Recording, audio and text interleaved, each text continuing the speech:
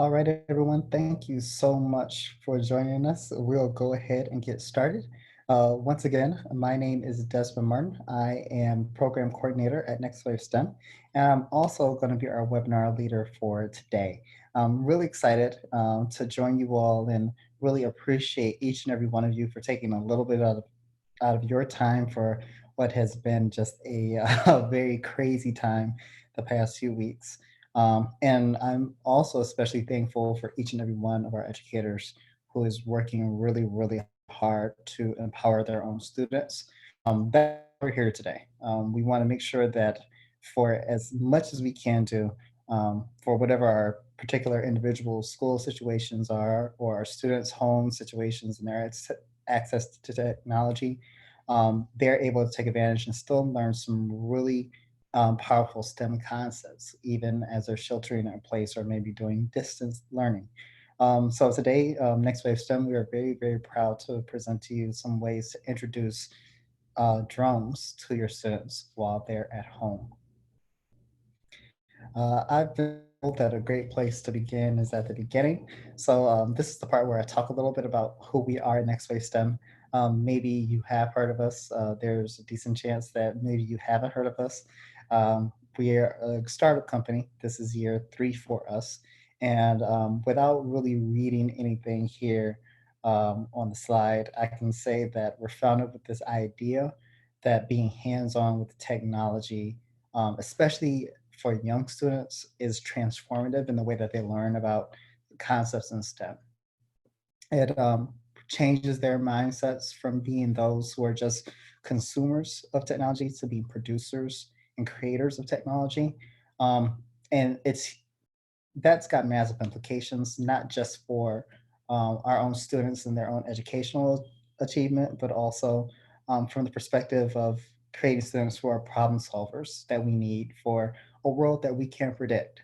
Um, I know Bill Gates was really prescient 4 years ago when he thought about the current state of the world when it comes to epidemiology and the current pandemic. But not everyone is has got that same level of foresight.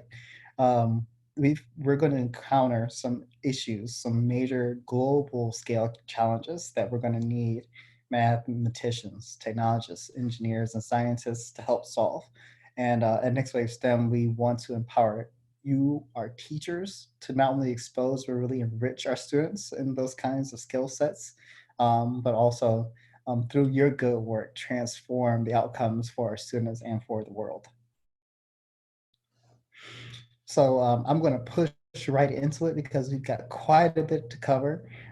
If you have a smart device, I'm assuming that most of us do, either an iPad or even a cell phone, you'll be able to kind of go hand in hand with what's going on in today's training. There is one application that you'll need to download. I'll introduce that a little bit later. That's our actual drone coding and simulation app. I think I'll actually have my colleague Michelle maybe drop that in the chat. Oh, she's already on top of it. Thanks so much.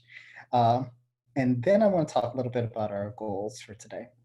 Um, we will learn how to connect this concept of drone flying to 21st century skills.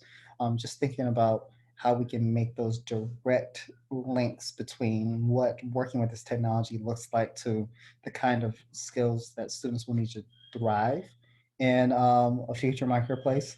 Once we kind of build those connections and establish a mental framework, we'll then really take a look at the actual tool, TelloEDU, and we'll dig into that tool and talk about block-based coding for autonomous flight.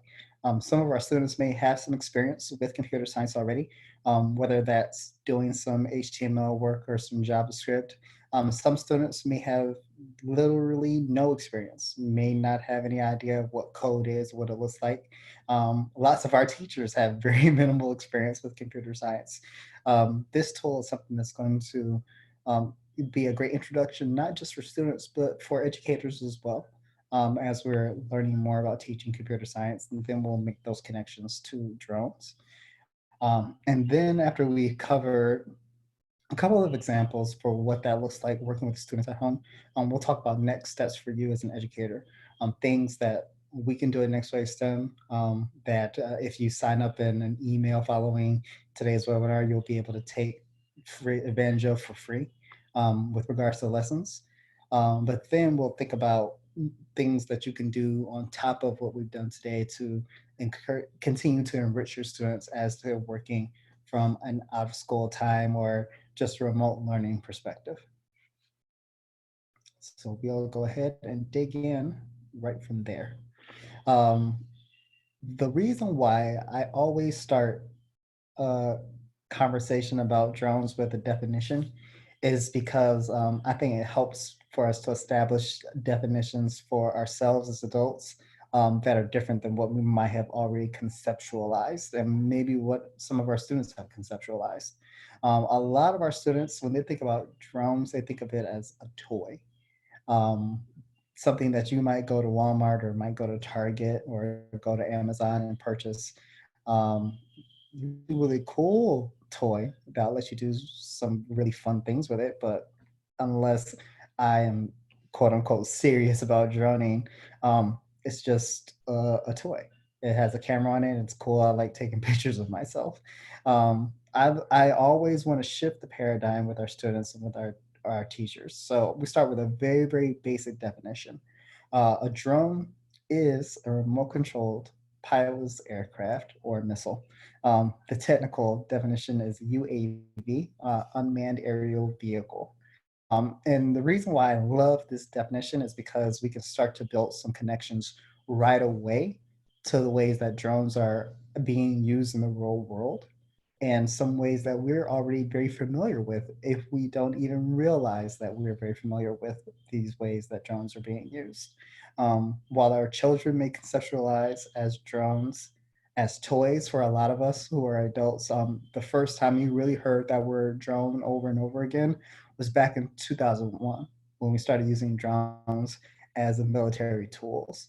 So just even the difference of conception and definitions helps us frame the way we approach the technology differently. So that definition is really simple, it's really good, but we can even make it simpler thinking about what a drone is based on what it does. Um, at the most basic level, a drone uses sensors. That's just machinery that lets the drone know about what's going on around it to go from one place to another place. Um, we can also think about drones as being flying robots. My robot will move by itself and steps instructions and moves.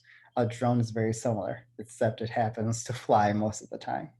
Um, Drones can be piloted using either remote control or via software, that computer coding that we call autonomous flight.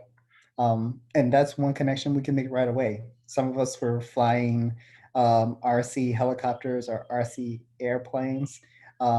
Those technologies are actually decently related to what we think about when we fly drones. We've got the remote control capability going on. The big difference is that there's really no computer code. It's completely analog when we fly those old radio controlled devices versus when we fly a drone today. Drones give us that flexibility of bridging that gap between older technology and new technology.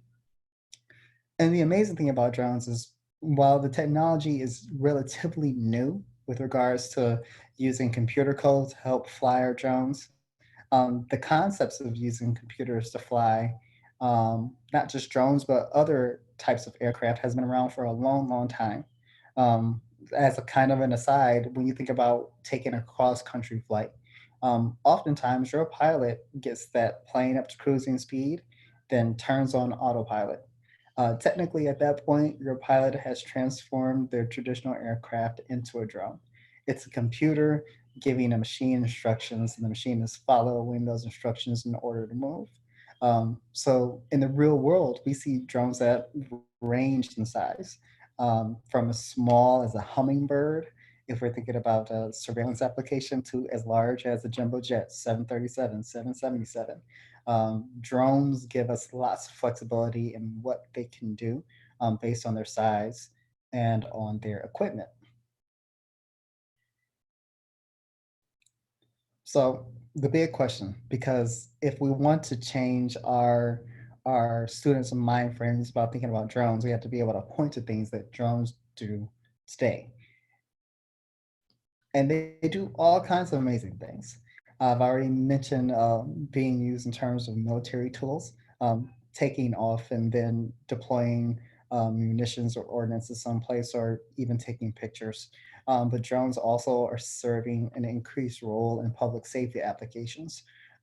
If we think about the Paradise fires in California a couple years ago, we are seeing public safety, fire departments, police departments deploy drones to search for people, to deploy drones with infrared sensors to be able to tell the difference between hot and cold spots and fires so that we can know how to effectively deploy firefighters.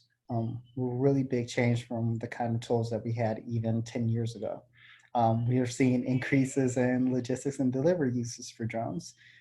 Amazon has been delivering items with drones here in the United States for 3 years. If you're willing to pay an extra fee on top of your Amazon Prime, it's a pretty substantial fee. And if you live close to a drone delivery area, Amazon can deliver certain packages by drone. There are some people absolutely taking advantage of that feature during the midst of the pandemic. UPS and some other delivery services are also experimenting with this technology. And meteorology is actually really an exciting space where drones are becoming more and more prevalent. Many local news stations are replacing their helicopter fleets with drone fleets when it comes to taking pictures, getting aerial photos, getting weather data.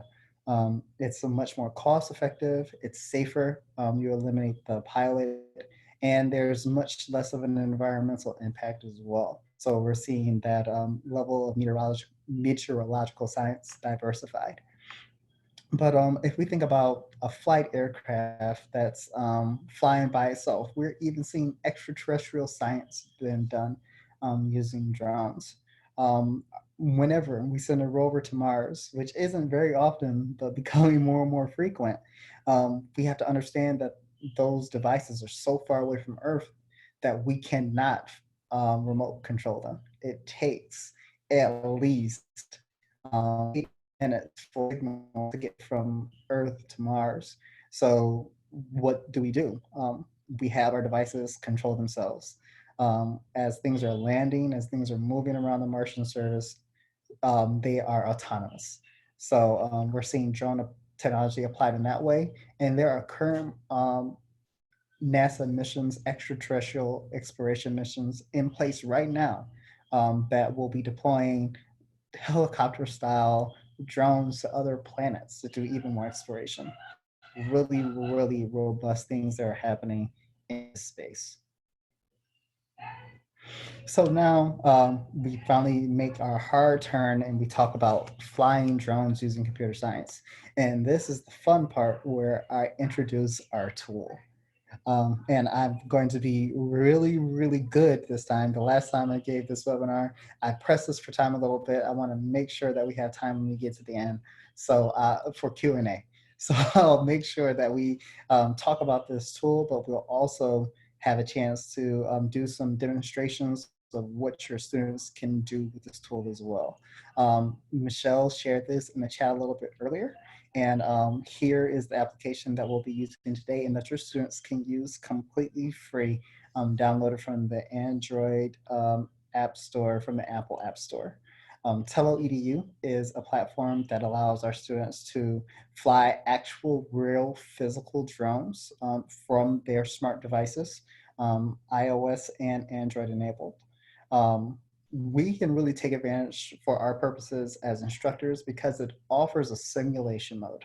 Our students may not have access to the drone that can connect to our devices.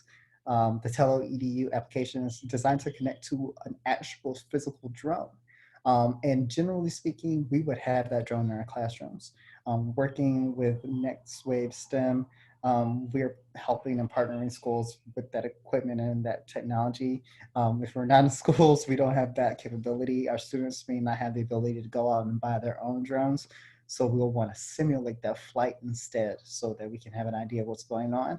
And then when inevitably we're no longer in restriction, we can take what our students have learned, apply that to the drones, the real world drones, right away.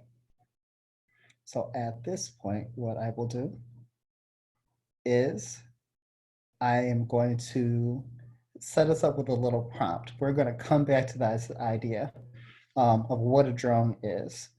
The drone follows a simple directive, goes from one place to another place. Um, and if we want to make the drone follow a simple directive, go from point A to point B, we need to be able to give the drone instructions on how to do that. So in order to show that to you now, we're going to kind of do like they would in the cooking show and flip over to our work that's already in progress. So I'm running a little computer simulation. I've got the TelloEDU app loaded up on my computer, and that will allow me to show you exactly how this would behave on your device or on your student's device. TelloEDU is an app that is gamified. Um, if your students are using it on their own, they might use the training station or some of these other levels in order to make their drone fly. For our purposes and what we do in our curricula, we use the coding environment. So when I click on this green puzzle piece in the lower left-hand corner, it takes us to our coding environment. So I'm seeing some really good questions. People are awesome. Thinking about our actual physical drone already. I love it. Our drone, when we connect our drone to this actual application, smartphone or via tablet, the drone connects via Wi-Fi.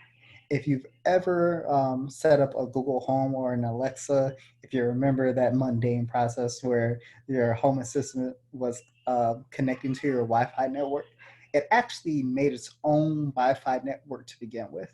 Well, our drones do the same thing. They'll create a localized Wi-Fi network. I saw a question about whether or not the drones connect via Bluetooth. There are other drones in the market that do, but this drone, because it does have a camera attached to it, connects via Wi-Fi so that we can get really, really good data fidelity, get really, really good control as well. Um, Once the connection is lost or out of range, will it hover until recovered? The answer is yes. Um, when our drone drops the signal, and I'll add this as kind of an aside from our talk today. When our drone loses connection from the device because it's flown out of range, or if you fly it indoors, our drones are small enough that we use exclusively indoors. If you have Wi-Fi interference, lots of different Wi-Fi signals, things happening in the spectrum from neighbors, for example, and you get interference, the drone will hover in place until the battery dies. And then when the battery dies, before your battery is actually completely dead, around 2% or so, the drone does a very, very soft hover back down to the ground, so you don't have to worry about your drone just falling out of the air. Um, all of this connects and works together with the physical drone. So we've got some very robust and some very useful features to take advantage of with our drone. So our initial prompt was getting our drone to go from one place to another place. And here we are in our coding environment. There is this rainbow colored button that says tap to start, and that gives us a little bit of an idea of what's going to happen as we use our drone. We're going to be connecting a set of instructions underneath that allows us to show the drone and communicate to the drone exactly what we want to happen. And we have those options from our side menu. On the left-hand corner, there are categories, and these categories represent actual code blocks that we can use. So when I click on motion, or if I were on a tablet, tap on motion, I've got these blocks that pop open. And these blocks under the motion, what do we think they do? They actually cause our drone to move. Everything in this section. We have a takeoff and land block because if we don't tell the drone to take off or land, it won't move. And we can control the drone in multiple directions. We can tell the drone to go up and down, to slide forward and backwards, to go left and right. And then we have these terms, left yaw and right yaw. Those are the actual technical aeronautic term for doing a rotation. So for those of us who want to reinforce our students' number sense, for those of us who are working through geometry, we have the ability to think in those ways about drone flight as well. For those of us doing a little higher level order of geometry, our go XYZ will actually cause our drone to fly in a diagonal according to a three-dimensional plane. We'll show that off in the simulator. That's really fun. And for those of us who are thinking more trigonometry, thinking of pre-high school, even the high school level, we can cause our drone to fly in curved patterns as well. So I'll actually do a quick demonstration just to introduce us to our simulator as well. I'll give our drone a very simple instruction. I'm going to tell it to take off, and then I want it to come right back down. So that's our instruction set that we want our drone to follow. Very, very basic, not anything very difficult for a drone or even for a small person to follow with regards to instructions. In the lower left-hand corner of our application, we have a button here. The blue arrow allows us to save a file. The red arrow allows us to open a file that we may have saved. But I'm really interested in this eyeball, which is our simulator. So our simulator is exactly that. It will take the instructions that I've given in the coding environment and translate exactly what would happen with our drone as well. So the drone that you see displayed in the middle of our simulator is the same kind of drone that you would connect with our TelloEDU application. It's just called the Tello drone. Tello drone is manufactured by the leader actually in drone technology, DJI. I saw just the other day they own 80% of the commercial drone market, making drones as small as Tello and as large as a $40,000 drone about the size of my car that they use to shoot the Avengers. If you want to know who the leader in drone technology is, it's our drone manufacturer, DJI. So this program is actually ready to go. Two simple instructions, take off and land. I just want the drone to go in the air and come directly back down. And when your student or you press tap to start with the directions connected, the drone takes off and lands. Really simple. So that's why this provides a really robust platform for computer science knowledge for students at any level. It's it's extremely powerful because your students don't have to actually type out their code. You don't have to worry about whether or not they spelled a term perfectly. You don't have to worry about whether or not there's a semicolon missing.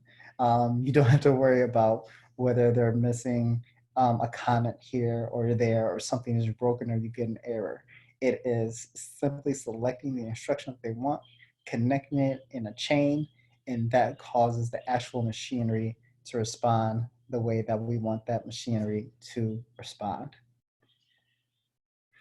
So back to that prompt. Tell our drone to go from one location to another location. Well, everything that we need to accomplish that can be accomplished in the motion block.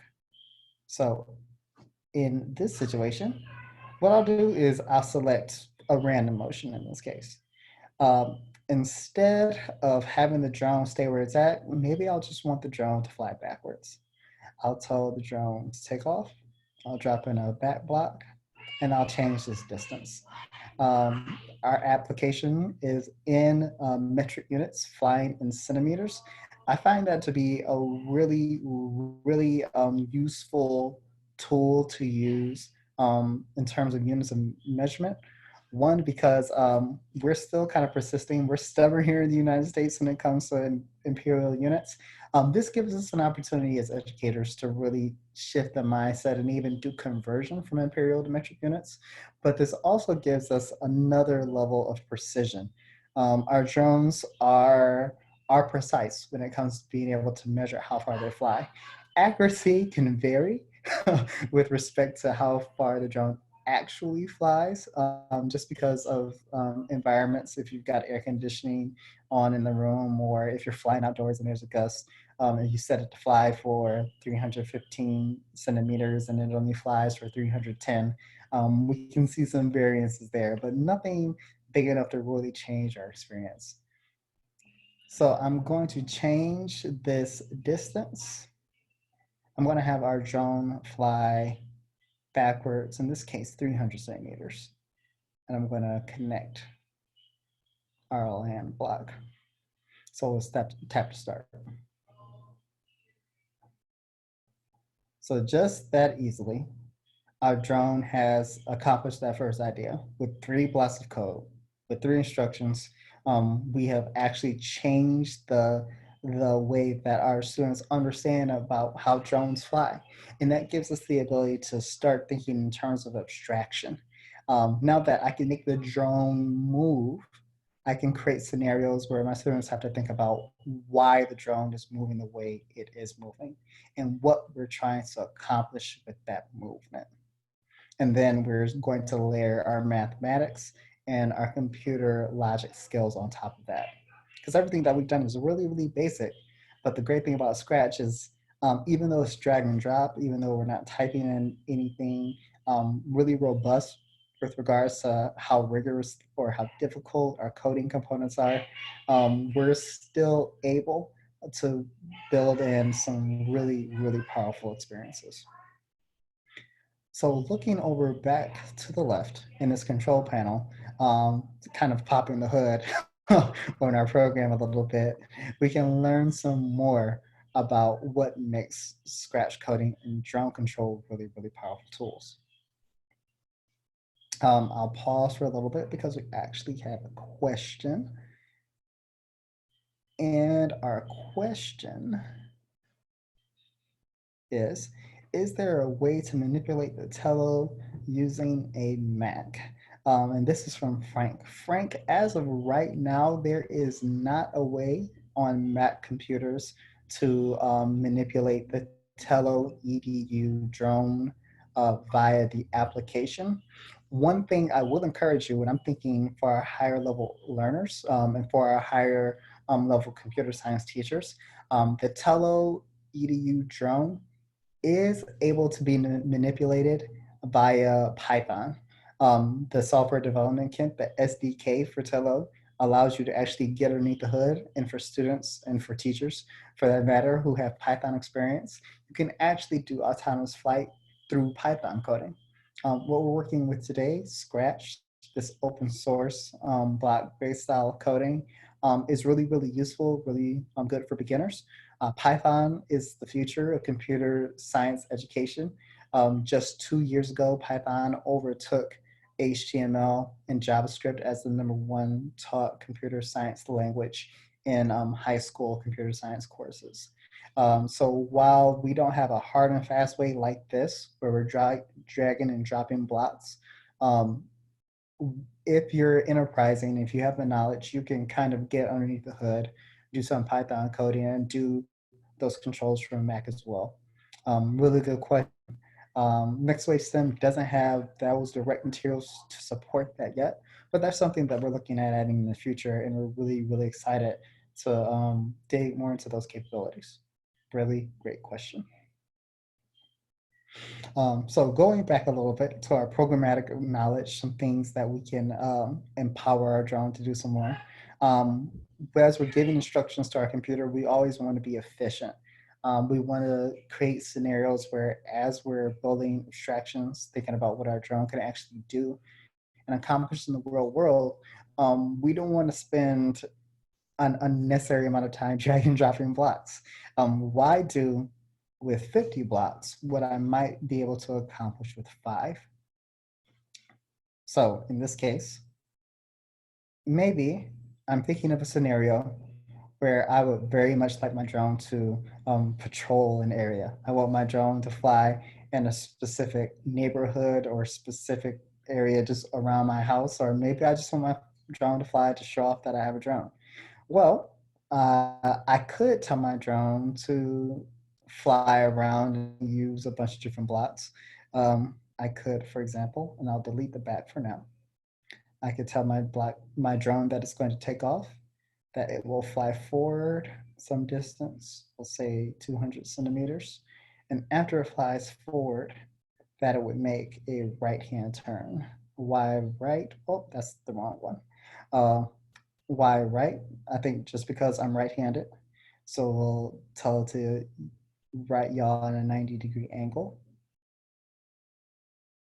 And if I run this code as it is, my drone will fly up, going to rotate it a bit, and then it's going to land.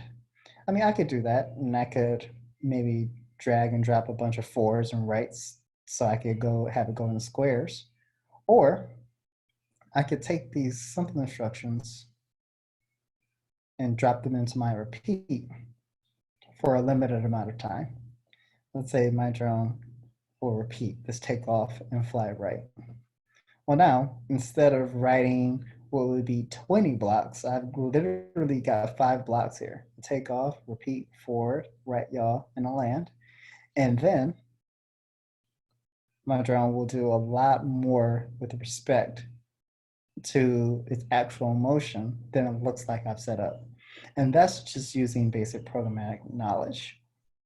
So things like being able to repeat, things like if-then statements, that allows the drones to go and be even more powerful as they access the sensors. I'll open up the hood on that as well. Our drones are then able to make decisions. If one condition is true, uh, the drone will fly something and do something. If another condition is true, it may do something different. All of that is available with respect to our control panels. Being able to break out of a particular set of instructions with an exit, being able to really function with Boolean logic with respect to mathematics. We'll take a look at those functionalities as well. Moving on to another one of our categories is variables. Variables are extremely powerful tools. They allow us to do really robust algebraic and even trigonometric thinking with our students as well. And they function just like variables do in any other form of math. I would be able to define a variable as anything I want it to be. In this case, I'll call it pi. And I will hit this button to create a variable. And I've created a brand new block. This block can represent anything that I want it to represent, just like a variable in mathematics. That's something I'll come back to a little bit later. In our fourth category, we have operators, and this is where all our math comes into play. Our basic arithmetic, which when we combine them together can become a lot more robust when we're writing something like a mathematical expression or even an equation. We have our Boolean expressions, our and statements, our or statements, and our not statements. Some very powerful and robust ideas with respect to logic gates for some of us who have actually studied the physical computer sciences before, but are really robust and profound logical statements that we can use for students and lessons. And then we have this idea of being able to round off at certain denominations, doing a randomly sample between two numbers in a range, taking maximum and minimum and even absolute values of data set ranges. I'm going to come back to this as well, because when I do something like take a multiplication, and then nest another multiplication inside of it, well, now I've created an exponent. So I can do some really high order mathematical thinking. We won't get that nerdy, but we'll explore engaging math and variables in another example. And then finally, we have our sensors. Our drone in the real world, remember, our drone uses sensors, and sensors are just a tool, some kind of physical apparatus that a machine has to let the machine know about what's happening in the world around it, in the outside world. If people were machines, your eyes, your ears, your skin, your nose, those are all examples of sensors. The actual physical equipment that lets you know what color the wall is, or lets you know whether or not your coffee is hot, or lets you know whether or not you need to take out the garbage. Those sensors give us information about the outside world, and the drone has a particular set of sensors as well. So when we see attitude pitch, attitude roll, and attitude yaw, that actually uses a sensor that's also inside of your cell phone that uses a gyroscope.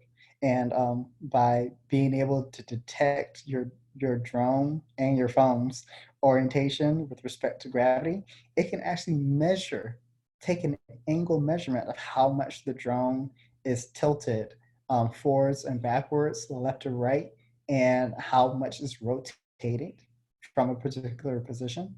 Um, Acceleration X, acceleration Y, and acceleration Z. I'm hoping I have some math teachers so excited. That actually measures how fast our drone is moving in any of our three physical dimensions. That also happens to be another sensor that's located on your phone. The combination of a gyroscope and an accelerometer is what makes Google Maps possible on your cell phone.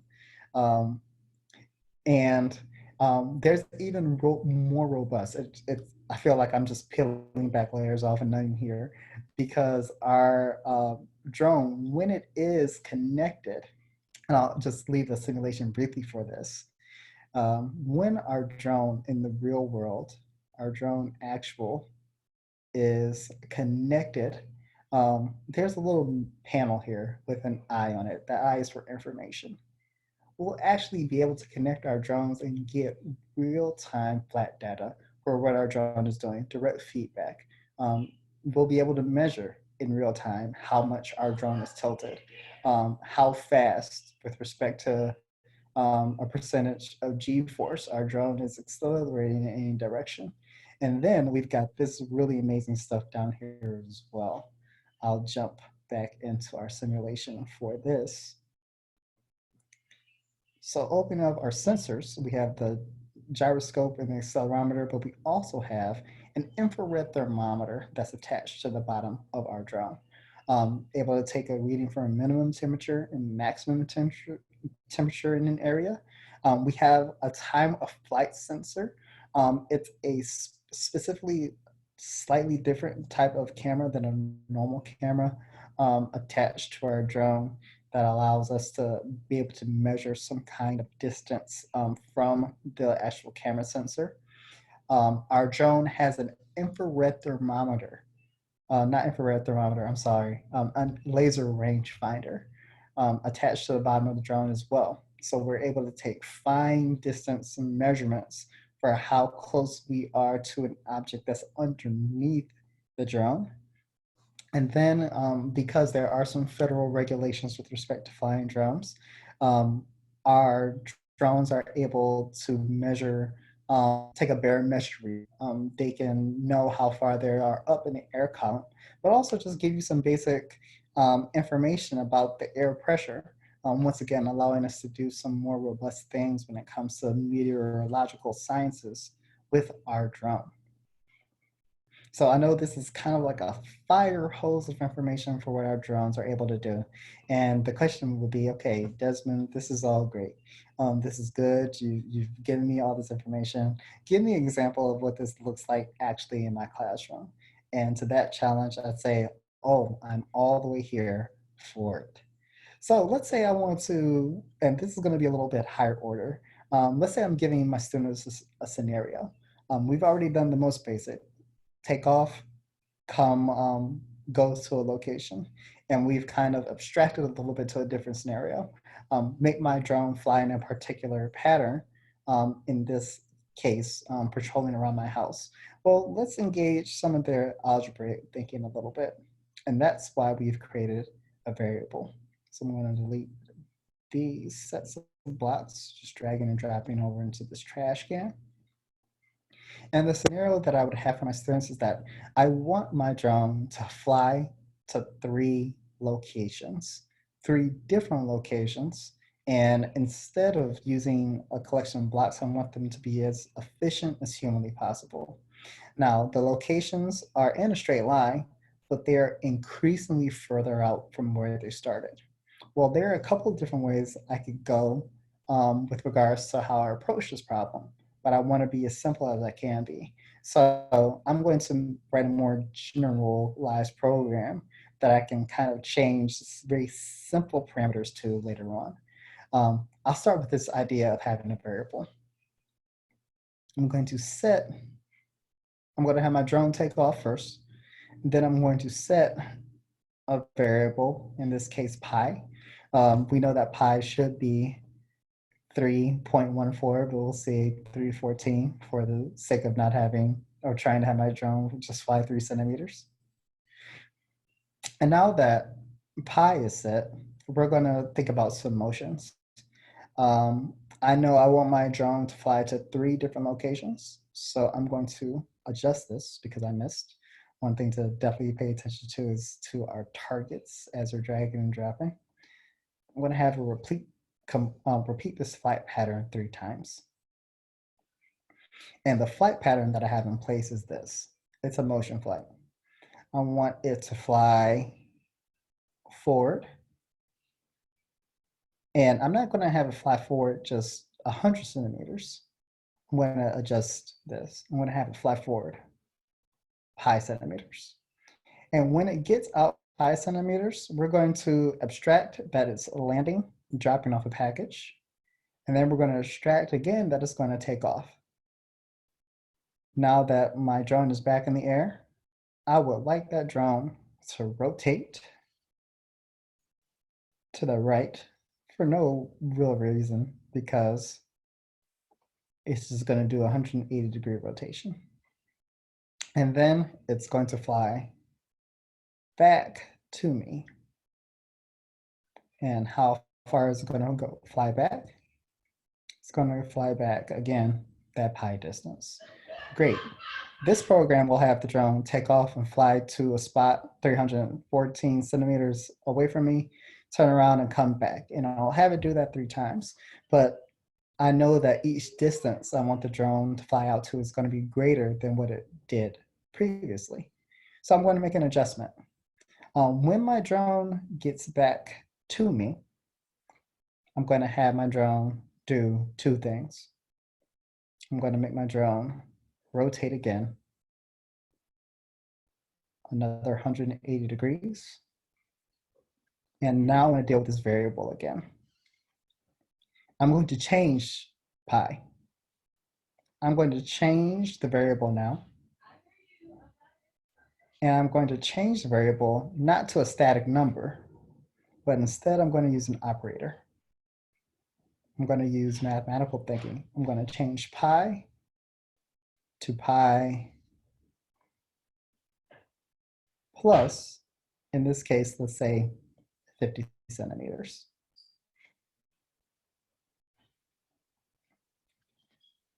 I'm going to put a land here at the bottom. So this looks complicated, and in actuality, it's going to be a really simple idea. I've set a variable, so we're engaged in our algebraic thinking. We'll set our variable to a certain number, and there's a basic motion, a basic order of operations for motion that the drone is going to take.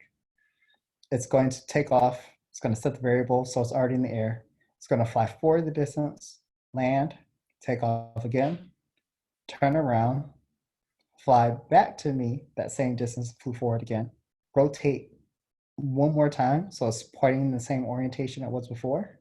And then we're going to deal with the variable. We're going to change the variable to the variable value plus 50, and then it's going to repeat and fly our new variable value. Let's run an example to see exactly what I'm talking about, because seeing it is better than hearing it. So drone is defined, it's flying, it's going to land, take off again, turn around, fly back to where it was, rotate again, and then change the variable. So once again, this took a little bit of time, but this program is actually relatively tidy.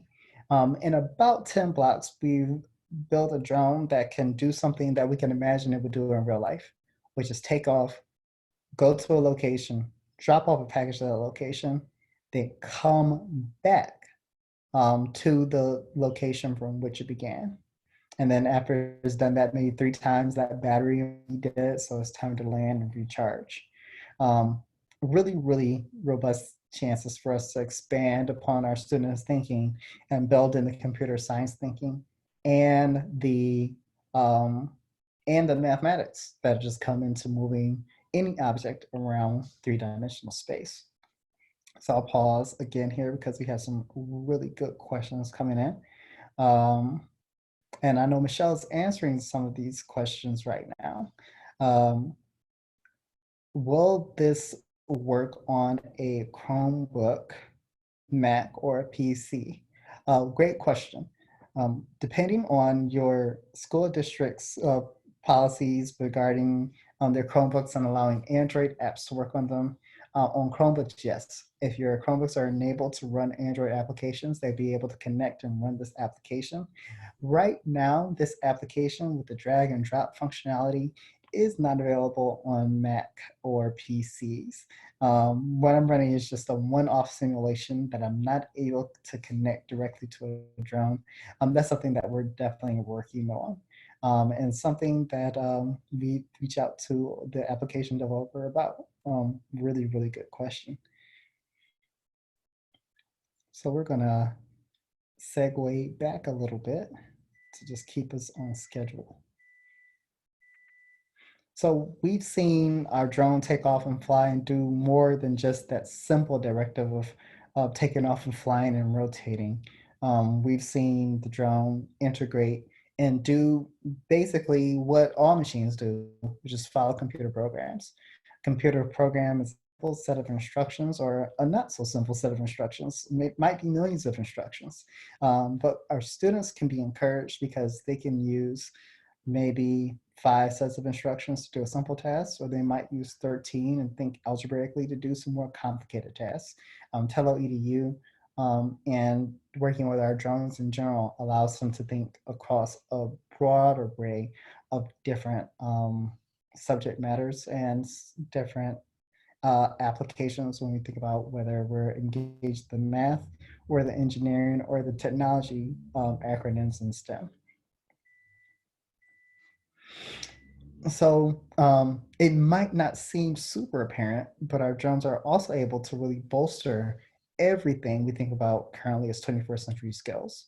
And many of us have been to conferences and PDs and different sessions where we've talked about some of these 21st century skills. We may be thinking specifically about the 4 Cs, those learning skills. And I know oftentimes we kind of can get held and put on the hook for the learning skills because sometimes we're thought about as just being educators who teach learning skills. So that would generally be the critical thinking, creativity, collaboration, and communication. And drones are really powerful to build those skills. For your students who are going to get started here and progress into wanting to learn more about drones and flying professionally, it's going to be critical for them to build the communication and collaboration skills. If they're interested in flying drones professionally and they're at least 14 years old, that FAA 107 drone pilot's license that they're able to take online. We give them those skills, but they would also need to learn how to work with a co-pilot. So they need to learn how to communicate and collaborate with that person. As there are answering questions about the abstractions that they're completing, the tasks that you're having them complete using the drone simulation, they're going to be able they're going to have to learn how to effectively communicate why they're making the choices in the computer science. So there's the critical thinking about the actual choices that they're making, but also the ability to communicate why they made those choices. But we're seeing drone technology and really emerging technology in general as being really powerful for other 21st century skills, literacy skills and life skills. Um, when we think about literacy skills, there's really that basic idea of, can I be presented with information, whether it's text or video or even spoken word, and integrate that information into my learning and understanding. When it comes to media literacy, what is being presented to me and why? What is the goal of this information? So what's the difference between camera footage that I might get from my cell phone and camera footage that I might get with from my drone? How could I use that, and why would I use it that way? And of course, we're building the technology of literacy, which also inherently builds their science skills, understanding physically how the technology works and what the technology was purposed for and how it can be repurposed. Really, really powerful tool and skill for our students. But working with emerging technology really bolsters our life skills. Generally speaking, if for no other reason, then our technology sometimes doesn't behave exactly the way that we want it to. Our simulator is an ideal environment. Our drone is always going to do exactly what we want it to, and it's going to fly with precision and with accuracy every time we fly in our simulation, which is great. But when we connect to the actual hardware, that's where we see discrepancies in between what happens in our simulation and what happens in the real world. If they're flying their drone and the drone doesn't fly the way that it should, or they're having a problem with Wi-Fi connectivity, can we be flexible in adjusting our plans and our schedules?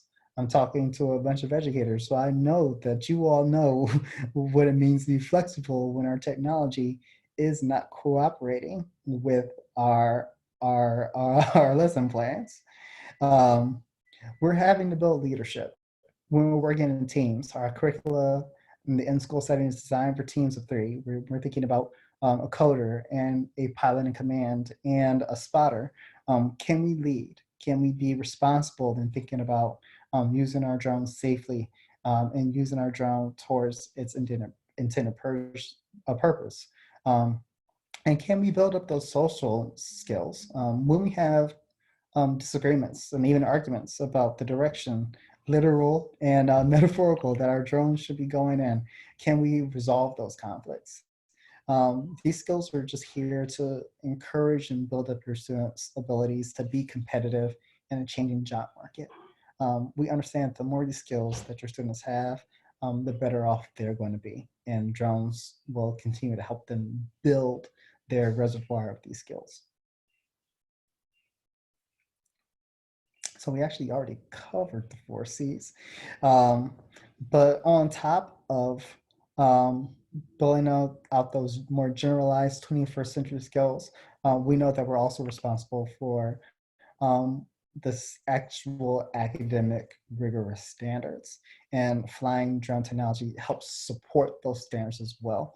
When we're thinking about using drones from a more project-based, non-rote learning environment, can our students learn how to ask questions about the drones and even define problems that they can use the drone to solve?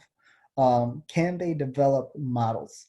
Something that I do with the kindergartners as they're working with drones. We actually have them kind of walk out what their flight path is going to be. I've got fives and sixes who are standing out with their arms stretched, pretending to be a drone, actually physically and kinesthetically working out what they want their drone to do before they program it to actually carry out the flight. When we think about our students who are older and um, maybe interpreting data whether that's the barometric data or the flight data with regards to time of flight, or even thinking about their angles as they're flying geometric patterns. Can they see what's happening with the drone and make some conjectures? Mathematical and computational thinking is all over the place when we think about the actual ways that we have to define our instructions for the drones. And then as they're presenting the solutions, can they construct the explanations? Can they actually design solutions that work? Can they make arguments about why it is they want to use the solutions that they're making? Drone technology allows us to do that really, really well.